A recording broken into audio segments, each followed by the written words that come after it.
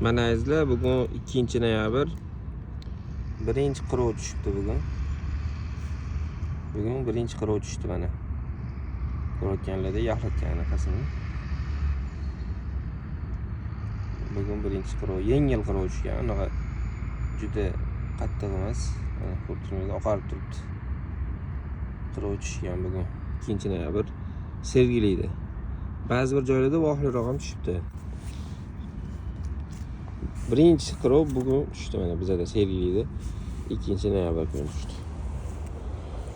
Mana bitta salatlarimizni sotib olganmiz. Bu deyarli ozgina olgan. Mana buni kecha yopamiz dedik, uspet qila olmay qoldik. Boshqa ishlar bilan. Bugun yopib qo'yamiz. Katta qirovlar tushishdan oldin. Mana e'tibor qilsanglar mana. Qirov tushgan.